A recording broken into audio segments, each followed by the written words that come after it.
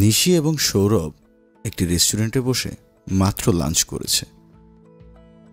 সৌরভ নিশিকে বলছে, কি ব্যাপার, তুমি এত চুপচাপ? নিশি বলছে, না আসলে এতগুলো টাকা খরচ না করলে হতো না।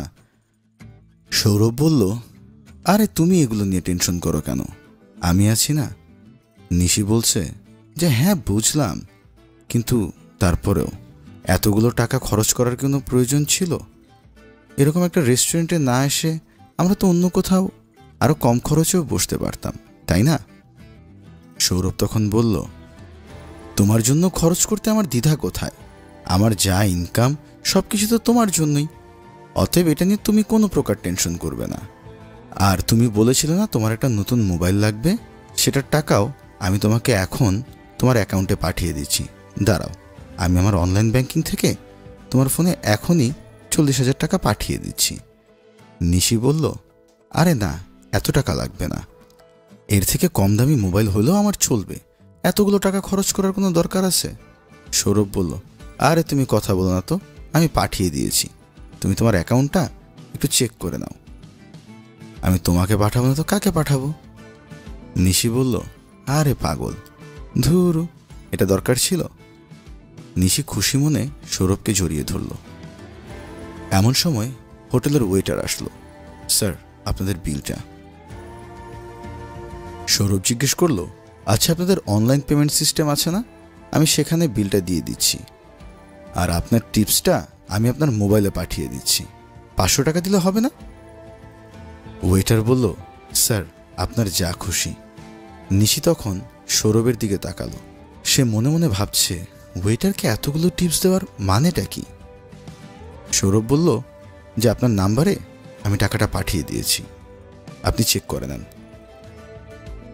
সৌরভ টাকাটা পাঠিয়ে মোবাইলটা রাখার সাথে সাথেই নিশি অনেকটা চুপ করে গেল। সৌরভ বলল, কি ব্যাপার, কথা বলছো না কেন? নিশি বলল, কিছু না, চলো উঠি। সৌরভ বলল, আচ্ছা। নিশি তখন অনেকটা মনক্ষুণ্ণভাবেই রেস্টুরেন্ট থেকে উঠে গেল। তার মাথায় হয়তোবা চিন্তা চলছিল এখানে থাকলে আরও খরচ হবে। রেস্টুরেন্ট থেকে বের হয়ে তারা দেখল একজন অন্ধ লোক বাইরে দাঁড়িয়ে আছে। নিশি সৌরভকে বলল, এক কাজ করো, ওনাকে 20টা টাকা দাও তো। সৌরভ তখন বলল, আরে এদের টাকা দিব কেন, এরা হচ্ছে দুনিয়ার সবচেয়ে বড় বাটপার। তুমি কি মনে করছো ইনি অন্ধ? এ আসলে চোখে দেখে, তার সামনে যদি আমি আঙ্গুল ধরি সে স্পষ্ট বলতে পারবে যে আমার হাতে কয়টা আঙ্গুল। অন্ধ লোকটি তখন বলল, বাবা আমি জন্ম থেকে অন্ধ, আমি চোখে দেখি না। সৌরভ তাকে ঝাড়ি দিয়ে বলল, আরে ভাই আপনাদের বাটপারি আমি খুব ভালো করেই বুঝি। নিশি তখন বলল, ধুরু, বাটপার হলে হবে, তুমি তো সদিচ্ছায় মানুষের উপকার করছো, তাই না? তাকে তুমি 20টা টাকা দাও তো। সৌরভ তখন অনিচ্ছা সত্ত্বেও ভিক্ষুককে টাকা দিয়ে সামনের দিকে এগোলো। কিছু দূর যেতেই সৌরভ নিশিকে বলল, চলো এক কাজ করি, আজকে আমরা একটু রিক্সায় ঘুরি। সে একটা রিক্সা ডাক দিল, আয় মামা এদিকে আসেন তো। একটি রিক্সা তাদের সামনে এসে থামল। সৌরভ রিক্সায় বসে নিশিকে রিক্সায় ওঠার জন্য সাহায্য করল।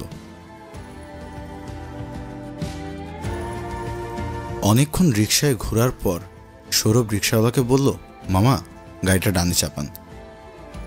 রিক্সা থেকে নামার পর সৌরভ রিক্সাওয়ালাকে ভাঙতি 30 টাকা দিয়ে বলল, নেন মামা রাখেন। রিক্সাওয়ালা মামা বলল, মামা আপনারা প্রায় 1 ঘন্টা ঘুরেছেন, এত কম টাকা দিলে কি হয়? সৌরভ তখন রাগ করে গিয়ে বলল, এই বেটা 30 টাকা দিছি, এইটাই তো বেশি, তোদের কি এত বেশি লাগে? তোদের কি রিক্সায় কোনো খরচ আছে? খালি একটু চালাইতেই তো হয়, এই জিনিস আমাদের বুঝাইস না। রিক্সাওয়ালা বলল, মামা আমি তো এইটা করেই আমার সংসারটা চালাই, আমার রুজি রোজগারটা তো এটা দিয়েই হয়। সৌরভ তখন বলল, আরে বেটা তোরা তো এইসব টাকা পয়সা নিয়ে নেশা করস, বলেই সে রিক্সাওয়ালাকে চড় দিতে উদ্যত হলো। এমন সময় পাশে দাঁড়ানো এক ভদ্রলোক এসে সৌরভের হাত ধরে ফেললেন। সে জিজ্ঞেস করলেন, কি ব্যাপার ভাই, আপনি লোকটার গায়ে হাত দিচ্ছেন কেন? সৌরভ বলল, আপনার কি, আপনি এত কথা বলছেন কেন? সেই লোকটা বলল, ভাই আমি তো অনেকক্ষণ যাবতই আপনাদের কথাবার্তা শুনছি, আপনি যদি 1 ঘন্টা ঘুরে থাকেন তাহলে এই লোকটাকে 30 টাকা ভাড়া আপনি কোনোভাবেই দিতে পারেন না। আমি একটু আগেও আপনাকে খেয়াল করেছি, আপনি একটা দামি রেস্টুরেন্ট থেকে বের হয়েছেন, সেখানে আপনি অনেকগুলো টাকা খরচ করেছেন।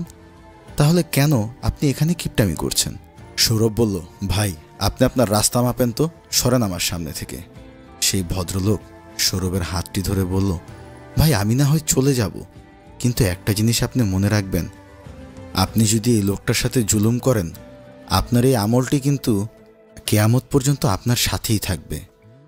আপনি কিন্তু আপনার গুনাহটাকে বলতে পারবেন না, হে গুনাহ তুই চলে যা আমার আমল থেকে। অতএব কাউকে ছোট করে দেখা, কারো গায়ে হাত দেয়া, কাউকে ক্ষমতা প্রদর্শন করে আপনি কতক্ষণের জন্য বড় হবেন? আপনাকে উপরওয়ালা যথেষ্ট পরিমাণ তৌফিক দিয়েছে, এমন তো না যে আপনার কাছে টাকা নেই। তাহলে আপনার এই গরিব লোকটাকে দিতে সমস্যা কোথায়? সে তো পরিশ্রম করেই খাচ্ছে, সে তো হালাল উপার্জন করছে। এগুলো করবেন না ভাই। এগুলো করে আপনি হয়তোবা পৃথিবীতে বড় হতে পারবেন, কিন্তু আখিরাতে এর জবাবদিহি কিন্তু আপনার করতেই হবে। সৌরভ তখন লোকটার কথা শুনে বুঝতে পারল যে সে কত বড় বাজে আচরণ এবং ভুল করে যাচ্ছে। লোকটা তখনও বলছে যে এই মানুষটা আপনার থেকে অনেক নিম্নবিত্ত পরিবারেই হয়তোবা জন্মগ্রহণ করেছে, অথবা তার পরিস্থিতি উপরওয়ালা এতটা ভালো করে দেয়নি, কিন্তু আপনাকে তো সেই পরিস্থিতি দেয়া হয়েছে, আপনি কেন তার উপর জুলুম করবেন? সৌরভ কথাটা শুনে বলল যে ভাই আমার আসলে ভুল হয়েছে, আপনার সাথে এরকম বাজে ব্যবহার করাটা আমার উচিত হয়নি। পাশে দাঁড়ানো সেই ভদ্রলোকটি দুজনের গায়ে হাত দিয়ে দুজনের মধ্যে সমঝোতা করে দিল। সৌরভ তখন আরও 100 টাকার একটি নোট বের করে লোকটিকে দিয়ে বলল যে মামা এটা আপনি রাখেন, আর আমার ব্যবহারে যদি কোনো কষ্ট পেয়ে থাকেন তাহলে ক্ষমা করে দিবেন। সৌরভ তখন সেই পাশের ভদ্রলোকটিকে বলল, ভাই আপনাকে অসংখ্য ধন্যবাদ, আপনি আমার একটি বিশাল বড় ভুল আজকে ধরিয়ে দিয়েছেন। আপনি না থাকলে হয়তোবা আমার বদ আমলের পাল্লা আরও ভারীই হতো। সৌরভ তখন তার গার্লফ্রেন্ডকে বলল যে আসলে আমি কতটাই না অহংকারী ছিলাম, তাই না? আমার এই অহংকারগুলো আমি দূর করতে চাই।